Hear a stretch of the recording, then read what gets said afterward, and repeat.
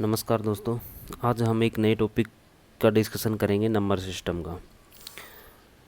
Number system के अंदर हम कम समय के अंदर कंप्लीट डिस्कशन करेंगे, जिसके अंदर एक कम समय के अंदर कंप्लीट चीज़ों का समावेश किया जाएगा, जिससे कि बहुत ज़्यादा टाइम वेस्ट ना करते हुए हम कम समय में ही सभी चीज़ों का अध्ययन कर लेंगे। देखिए, नंबर सिस्टम के अंदर सबसे पहले हम देखते हैं नंबर्स के बारे में, संख्याएं, यानी कंप्लीट संख्या प्रणाली हमको देखना है, जिसके अंदर देखते हैं कि संख्याएं किस किस रूप में डिवाइड की गई हैं। देखिए, नंबर को हम दो प्रकार से डिवाइड कर रहे हैं। सबसे पहले रियल नंबर्स और इमेजिनरी नंबर्स। रियल नंबर और इमेजिनरी नंबर्स यानी वास्तविक संख्याएं और काल्पनिक संख्याएं। देखो, वास्तविक संख्याएं क्या होती हैं? वास्तविक संख्याएं वे संख्याएं होती हैं जिन्हें संख्या रेखा पर लिखा जा सकता है, यानी वे संख्याएं जिन्हें संख्या रेखा पर निरूपित किया जा सके उन्हें वास्तविक संख्याएं कहते हैं। जबकि वे संख्याएं जिन्हें संख्या रेखा पर निरूपित नहीं कर सकते उन्हें काल्पनिक रेखाएं कहते हैं, और काल्पनिक रेखाओं को आयोटा से रिप्रेजेंट करते हैं। काल्पनिक रेखाओं को आयोटा से रिप्रेजेंट करते हैं।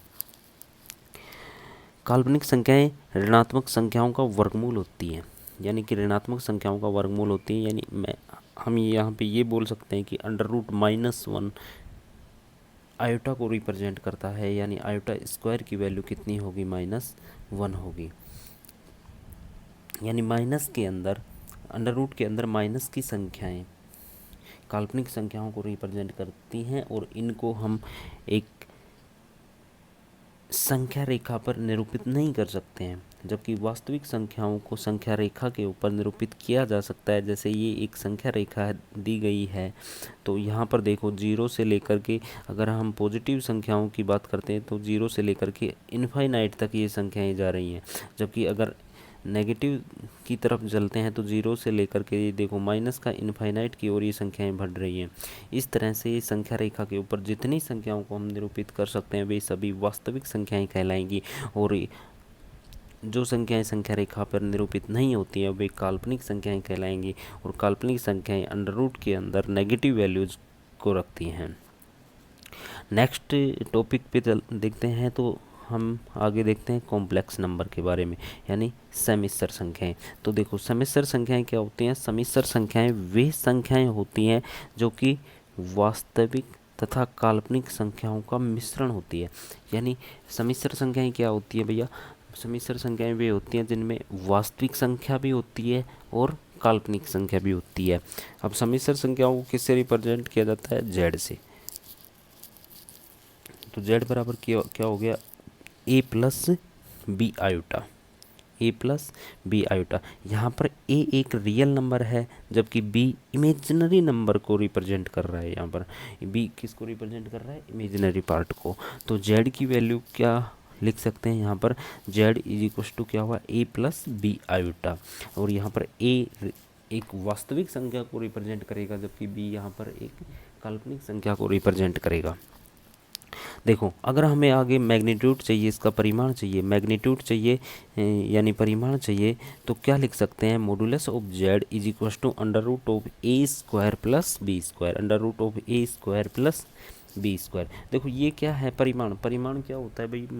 मोड ले रहे हैं अगर हम किसी का, तो वहाँ पर हमको पता है कि जब किसी का मोड लेते हैं तो हम धनात्मक ही संख्या प्राप्त करेंगे। तो यहाँ पे अंडर रूट के अंदर a² + b² हो रहा है। तो देखिए, एक एग्जांपल लेके देखते हैं। तो मैंने माना कि z = 8 + 6 आयोटा है। 8 + 6 आयोटा है। तो यहाँ पर मॉडुलस ऑफ z यानी मैग्नीट्यूड क्या हो जाएगा भैया? अंडर रूट के अंदर a² + b², यानी 8² + 6², यानी अंडर रूट 100 की वैल्यू कितने को रिप्रेजेंट करेगी? 10 को रिप्रेजेंट करेगी। तो इस तरीके से हमने यहाँ पर इन चीज़ों के बारे में डिस्कस कर लिया कि नंबर सिस्टम के अंदर नंबर्स को सबसे पहले कितने पार्ट में डिवाइड किया? 2 पार्ट में डिवाइड किया, रियल नंबर्स और इमेजिनरी नंबर्स। रियल नंबर क्या होते हैं? जिन्हें संख्या रेखा पर निरूपित कर सकते हैं, जबकि काल्पनिक नंबर क्या होते हैं? जिन्हें संख्या रेखा पर निरूपित नहीं कर सकते। अब इमेजिनरी नंबर को आयोटा से रिप्रेजेंट करते हैं। अंडर रूट माइनस वन को क्या लिखा जाता है, आयोटा, यानी आयोटा स्क्वायर की वैल्यू कितनी हो चुकी है यहाँ पर, -1। तो इस तरह से आगे देखते हैं हम कॉम्प्लेक्स नंबर के अंदर रियल नंबर भी होता है और इमेजिनरी नंबर भी होता है। अब नेक्स्ट पार्ट हम देखते हैं रियल नंबर के ऊपर। देखो यहाँ पर हमने शुरुआत यहाँ से करी है, लेकिन आगे जैसे जैसे बढ़ते जाएंगे हम प्रत्येक नंबर का क्लासिफिकेशन करते चले जाएंगे, और जिसके अंदर हम प्रत्येक नंबर को अच्छे से डिफाइन कर पाएंगे। देखो रियल नंबर क्या हुआ, तो रियल नंबर की बात अगर हम करें तो यहाँ पे रियल नंबर को फिर से हमने दो पार्ट में डिवाइड किया, इंटीजर और डेसिमल। यानी रियल नंबर यानी जो वास्तविक संख्याएं हैं ना भैया, जो वास्तविक संख्याएं यानी जिनको संख्या रेखा पर प्रदर्शित किया जा सकता है, उन संख्याओं को भी हम कितने पार्ट में डिवाइड कर रहे हैं, दो पार्ट में डिवाइड कर रहे हैं, इंटीजर और डेसिमल के रूप में। तो देखो ये क्या है इंटीजर, ये क्या है डेसिमल। तो इंटीजर मतलब पूर्णांक है, यानी जिसके अंदर दशमलव का पार्ट नहीं होता है, दशमलव का हिस्सा नहीं होता है, उन्हें क्या कहते हैं, इंटीजर कहते हैं। जबकि डेसिमल यानी दशमलव संख्याएं किन्हें कहते हैं, जैसे 0.2 हो गया, 0.03 हो गया, 0.45 हो गया, ये क्या है, एक दशमलव की संख्याओं को रिप्रेजेंट कर रहा है। अब देखिए नेक्स्ट हम इनके बारे में भी कंप्लीट डिस्कशन करेंगे कि इंटीजर क्या होता है, फिर उसके बाद डेसिमल क्या होता है, तो इन के बारे में भी हम कंप्लीट डिस्कशन करेंगे।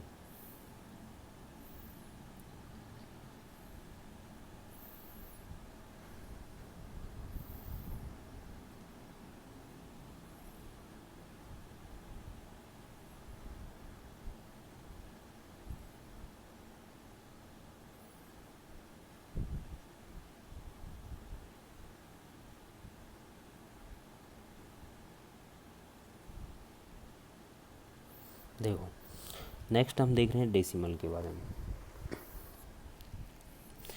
अब डेसिमल यानी दशमलव संख्या प्रणाली के रूप में देखते हैं तो डेसिमल को किस रूप में रिप्रेजेंट किया जाता है, डेसिमल को हम दो पार्ट में डिवाइड कर रहे हैं। डेसिमल को कितने पार्ट में डिवाइड कर रहे हैं भाई, दो पार्ट में डिवाइड कर रहे हैं, एक तो टर्मिनेटिंग डेसिमल और दूसरा नॉन टर्मिनेटिंग डेसिमल। देखो टर्मिनेटिंग डेसिमल को क्या बोला गया है, शांत दशमलव, और नॉन टर्मिनेटिंग डेसिमल यानी अशांत दशमलव। शांत दशमलव का मतलब ये हो गया कि एक डिजिट पे जाके ये रुक जाएगा, यानी कहीं ना कहीं जाके ये रुक जाएगा। जैसे 0.15 है, तो 0.15 की वैल्यू को मैंने क्या लिखा भैया, यहाँ पे क्या लिख सकता हूँ, यहाँ पे पॉइंट हटाया तो 15 अपॉन में कौन क्या आ गया, 100 आ गया। अगर 15/100 आ गया तो इस वैल्यू को थोड़ा सा आगे सिंपल किया तो क्या आ गया, 3/20 आ गया। यानी ये एक P/Q की फॉर्म में आ चुका है। किसकी फॉर्म में आ चुका है भैया, P/Q की फॉर्म में आ चुका है। आगे वैल्यू एक लिखी मैं 0.225, आगे वैल्यू लिखे 0.31927। इन सब को मैं क्या लिख सकता हूँ, P/Q की फॉर्म में लिख सकता हूँ, क्योंकि ये एक डिजिट पे जाके रुक चुकी हैं। यानी ये संख्याएं कहीं ना कहीं जाके पूरी तरह से विभाजित हो चुकी हैं, तो इनको दशमलव हटा के P/Q की फॉर्म में लिखा जा सकता है।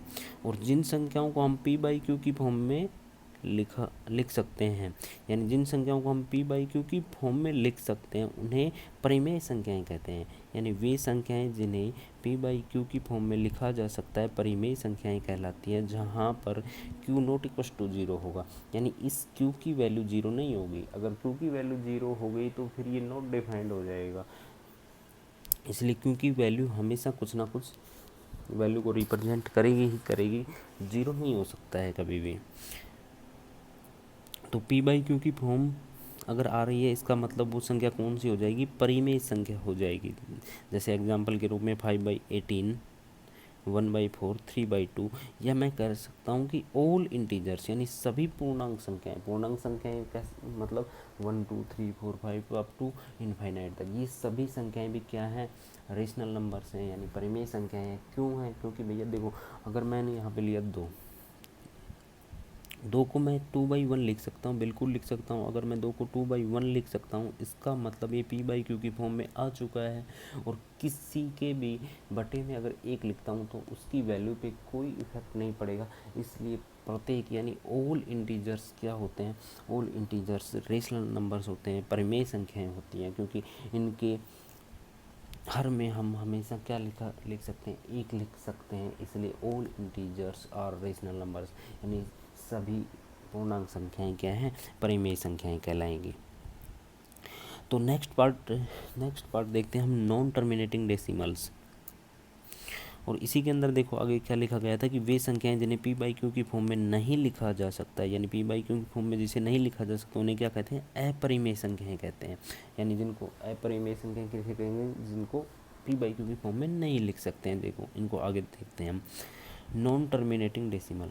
तो नॉन टर्मिनेटिंग डेसिमल का मतलब क्या होगा, नॉन टर्मिनेटिंग डेसिमल का मतलब होगा कि ये कहीं पर भी नहीं रुकेंगे। ये संख्याएं ऐसी होंगी कि जो किसी संख्या से पूर्णतः विभाजित नहीं होती हैं, पूर्णतः विभाजित नहीं होती हैं। देखो ये संख्या 0.777 ये चलता रहेगा, अनंत टाइम तक चलता रहेगा, कभी भी ये संख्या शांत नहीं होगी, इसलिए इन्हें अशांत दशमलव कहा गया है।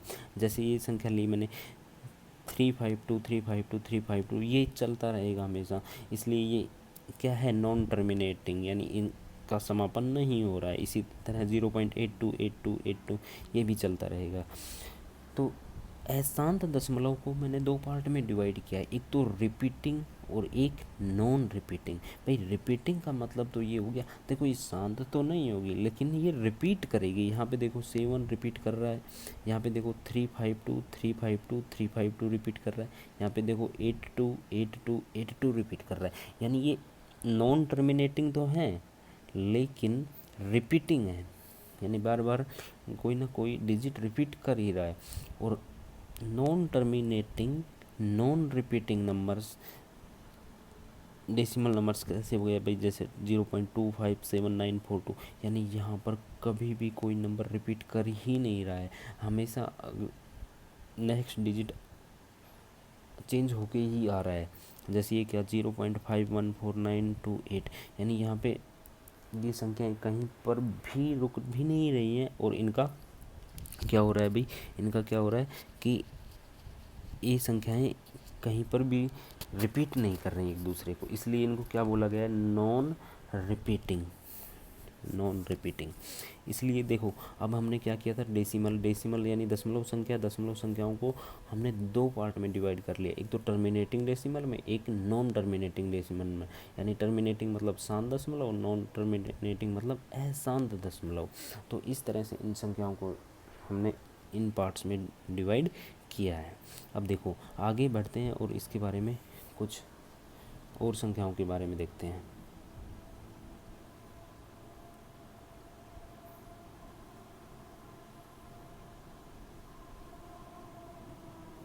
देखो आगे हमने इंटीजर और डेसिमल, देखो भाई रियल नंबर्स को दो पार्ट में डिवाइड किया था, एक तो इंटीजर एक डेसिमल। डेसिमल के बारे में हमने देख लिया है, अब हम देखते हैं इंटीजर्स के बारे में।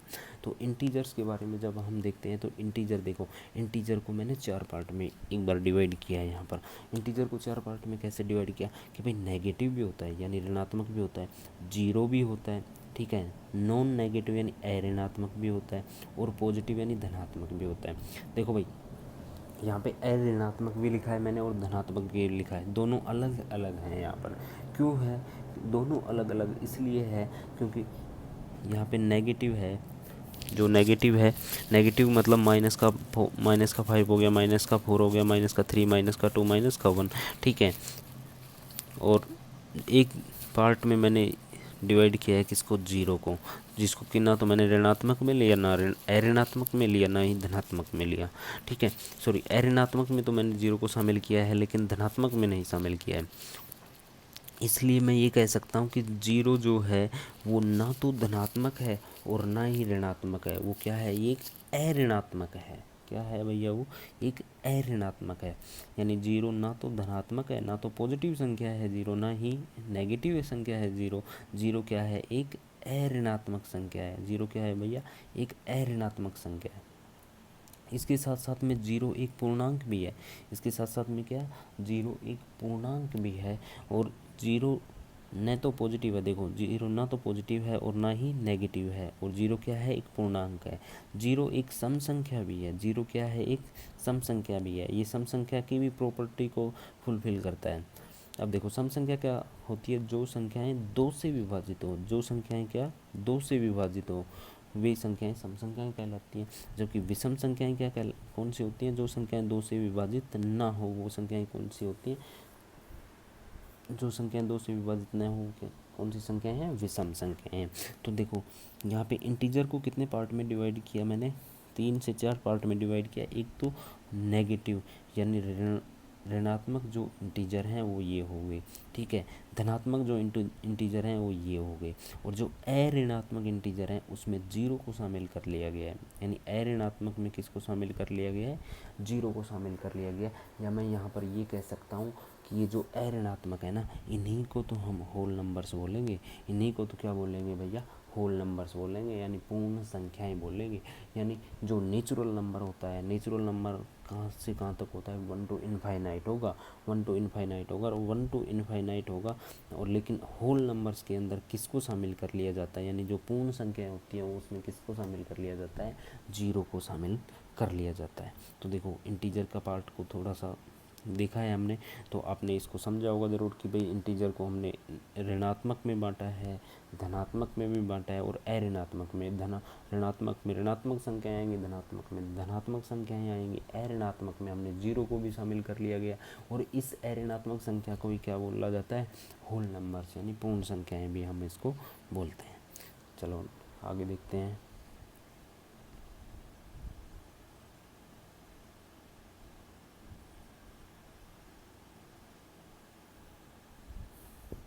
अब देखते हैं प्राकृत संख्याओं के बारे में देखते हैं।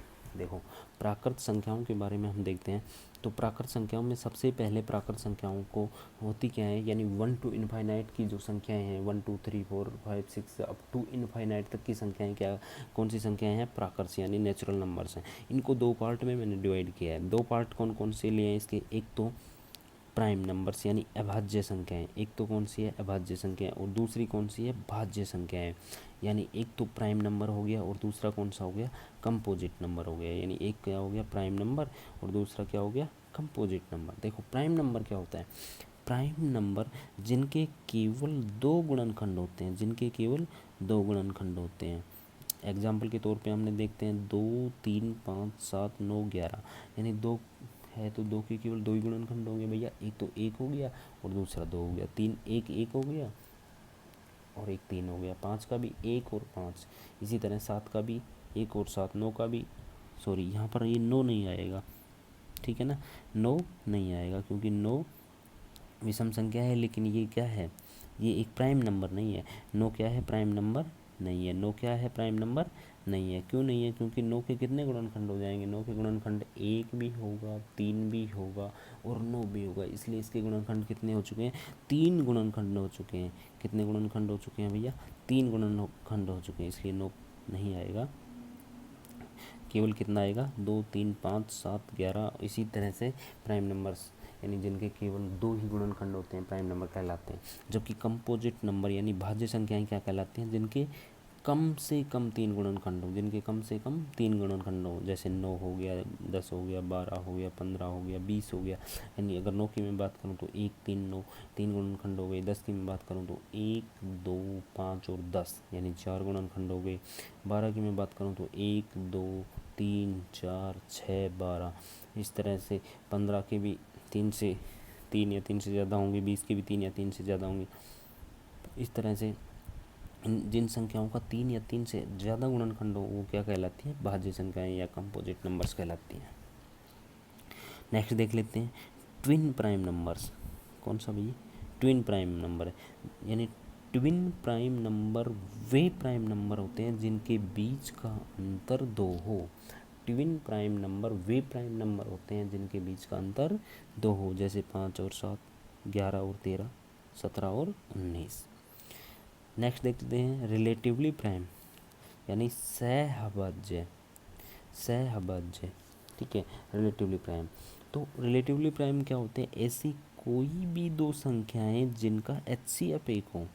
ऐसी देखो पहले बता रहा हूँ कि रिलेटिवली प्राइम का मतलब प्राइम नंबर से नहीं है। रिलेटिवली प्राइम नंबर की परिभाषा क्या कहती है कि ऐसे कोई भी दो संख्याएं, जरूरी नहीं है वो प्राइम हों, ऐसी कोई भी दो संख्याएं जिनका HCF एक हो वो क्या कहलाती हैं, रिलेटिवली प्राइम कहलाती हैं। जैसे 4 और 9 दोनों ही प्राइम नंबर नहीं है, लेकिन ये रिलेटिवली प्राइम है। क्यों? क्योंकि इनका HCF एक है। HCF एक क्यों है? क्योंकि 4 और 9 केवल एक से ही कटेंगी, एक के अलावा किसी संख्या से ये नहीं कटेंगी। 15 और 22 केवल एक से ही कटेंगे, एक के अलावा एक से बड़ी किसी भी संख्या से ये नहीं कट पाएंगे। इसलिए ये दोनों क्या है, रिलेटिवली प्राइम है, क्योंकि इनके HCF का मान, HCF की वैल्यू कितनी है, 1 है। को प्राइम नंबर, देखो भाई को प्राइम नंबर क्या होता है, दो प्राइम नंबर्स का पेयर, दो प्राइम नंबर्स का पेयर ही क्या कहलाता है, को प्राइम नंबर कहलाता है। यानी 7 11 हो गया, 17 23 हो गया, ठीक है। दो प्राइम नंबरों का पेयर क्या कहलाएगा, को प्राइम कहलाएगा। और कंपोजिट नंबर यानी भाज्य संख्याएं, वे संख्याएं जिनके कम से कम 3 गुणनखंड हो। ये चीज़ हम देख ही चुके हैं कि जिनके कम से कम 3 गुणनखंड हो क्या कहलाते हैं, कंपोजिट नंबर यानी भाज्य संख्या। लेकिन हम यहाँ पे देख सकते हैं कि जो एक है ना, एक न तो भाज्य है और न ही अभाज्य है। यानी एक ना तो भाज्य है और ना ही अभाज्य है। भैया भाज्य की क्या परिभाषा है या अभाज्य की क्या परिभाषा है? देखो भाज्य की परिभाषा यानी कंपोजिट नंबर की तो परिभाषा क्या कहलाती है कि जिसके गुणनखंड कम से कम 3 होने चाहिए। और प्राइम नंबर्स क्या कहलाता है कि जिसके गुणनखंड कम से कम जिनके गुणनखंड 2 हों तो वो तो क्या कहलाएंगे, प्राइम। और जिनके कम से कम 3 वो क्या कहलाएंगे, कंपोजिट यानी भाज्य। तो एक का तो केवल एक ही गुणनखंड है और वो स्वयं है। इसका मतलब ये ना तो भाज्य है और ना ही अभाज्य है। तो मैं कहूँ कि सबसे छोटी अभाज्य संख्या कौन सी है, तो सबसे छोटी अभाज्य संख्या 2 है। और सबसे छोटी भाज्य संख्या कौन सी है, तो सबसे छोटी भाज्य संख्या 4 होगी, क्योंकि 4 ही ऐसी संख्या होगी जिसके कि 3 गुणनखंड होंगे। ये पहली ऐसी संख्या होगी जिसके 3 गुणनखंड होंगे। इसलिए सबसे छोटी भाज्य संख्या 2 है और सबसे छोटी भाज्य संख्या 2 है और सबसे छोटी भाज्य संख्या 4 है। आगे एक नेक्स्ट देख लेते हैं, परफेक्ट नंबर। परफेक्ट नंबर देखो क्या होता है, किसी संख्या के सभी गुणनखंडों का योग, यानी किसी संख्या के सभी गुणनखंडों का योग यदि उस संख्या के बराबर हो, यदि उस संख्या के बराबर हो, स्वयं को छोड़कर यानी उस खुद को छोड़कर, यानी किसी संख्या के सभी गुणनखंडों का योग उस संख्या के बराबर हो स्वयं को छोड़कर, तो वह एक परफेक्ट नंबर होगा। एग्जाम्पल के रूप में मैं देखता हूँ यहाँ पर कि भाई देख कितना है, 6 है।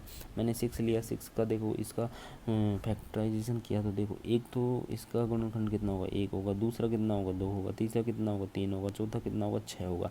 तो मैंने कहा कि किसी संख्या के सभी गुणनखंड, भाई सभी गुणनखंडों का योग उस संख्या के बराबर होगा, लेकिन उस स्वयं को छोड़ दो। तो स्वयं को छोड़ दिया 6 को, जब 6 को छोड़ दिया तो देखो 1 2 और 3 को जोड़ते हैं तो कितना आ रहा है, 6 आ रहा है। यानी इस संख्या के 1 2 और 3 यानी सभी गुणनखंडों का योग स्वयं को छोड़कर कितना आ रहा है, 6 आ रहा है। तो इसका मतलब ये क्या हो गया, एक परफेक्ट नंबर हो गया। तो इस तरह से हमने नंबर सिस्टम का एक छोटा सा पार्ट है जिसको डिस्कस किया है। इसके अंदर हमने सभी संख्याओं को पूर्ण रूप से सम्मिलित किया है और एक बहुत छोटे से वीडियो के अंदर कंप्लीट चीज़ों को कंपाइल किया है, जिसका कि एक कम समय के अंदर सभी चीज़ों को हम अच्छे से कर सकते हैं। Thank you.